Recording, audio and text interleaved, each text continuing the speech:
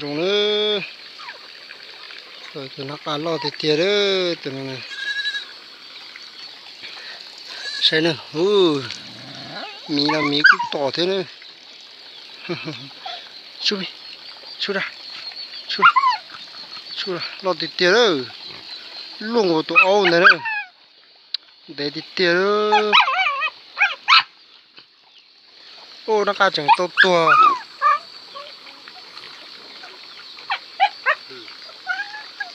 lo thịt tiêu cho nó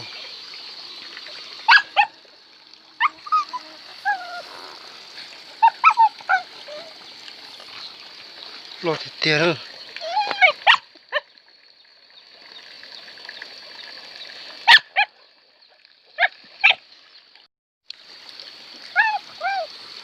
lo thịt tiêu nó cắt đê nữa tụi nó nè nó cắt đê nè chạy với vào rung con nó nè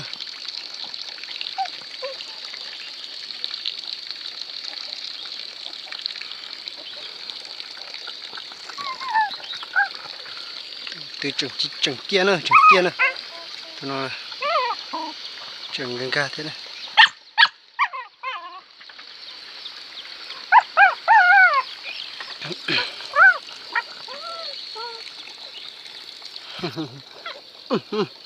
tụi mình nhỏ mẹ nữa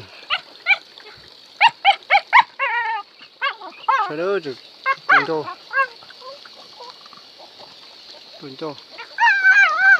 đó giờ tuổi đó tụi nó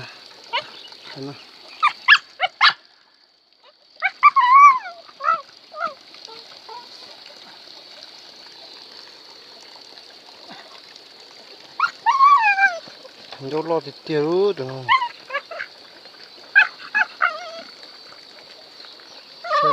thằng cho mà không được thằng cho na thế này ta nhẹ nữa thì tiêu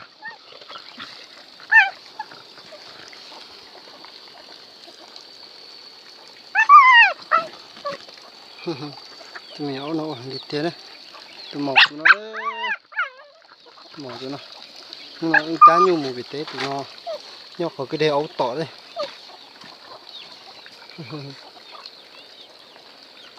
mình nhớ nó hàng cha đấy tụi mình nhớ nó này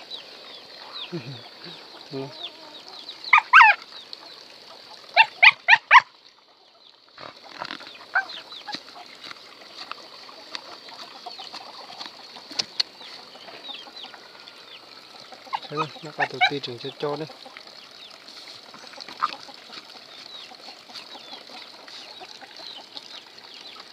thế này nó cá trường cho từ ông muốn to thì món này chừng món này cá trường cho tí đây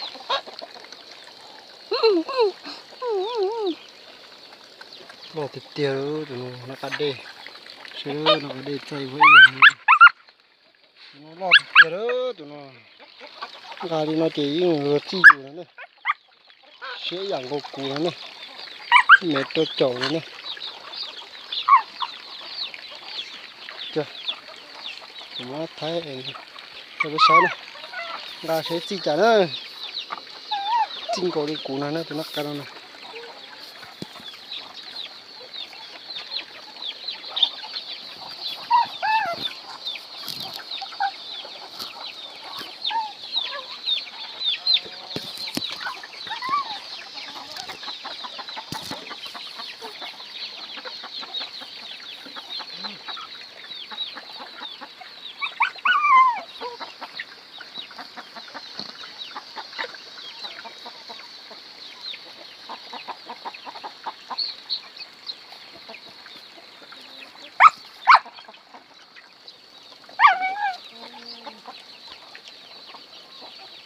Nhiều rồi tụi nó. Một thịt tiêu.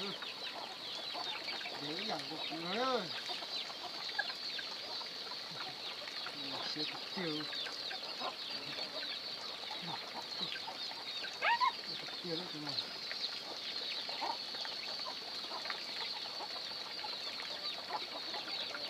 Như là có hơn nữa.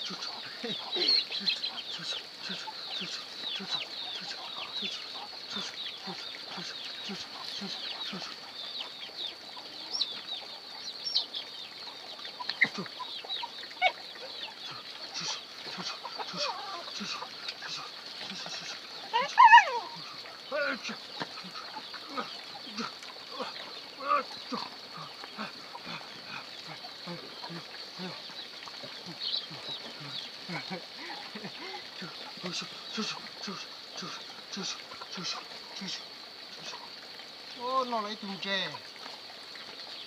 Xem nào, nó cá đây nó lấy tùng chè nữa. Cá đây rồi. Tỏn cho con má nó nữa. Nó lấy tùng chè. Nó linh cho con má nó thế này rồi. Nó lấy tùng chè đó, tụi nó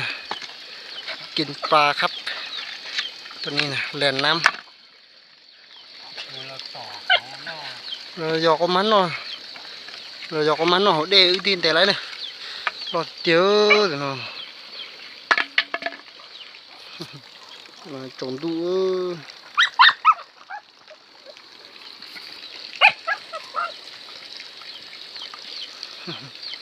ใช่ไหม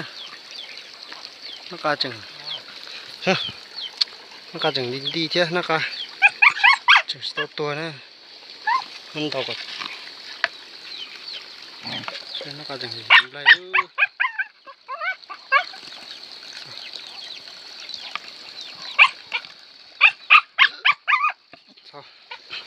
ใช่นักการเยี่ยมไป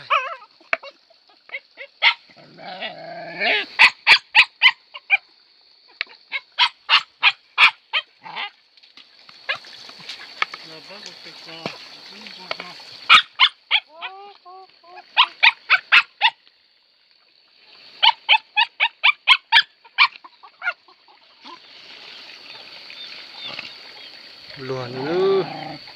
lò thịt tiệt đấy cá tí tua là tụi mèo nó chẳng có xếp cơ nữa mèo là hàng thịt tiệt nữa chỉ là tụi màu nó này bao thịt tua tụi màu chỉ tỏ này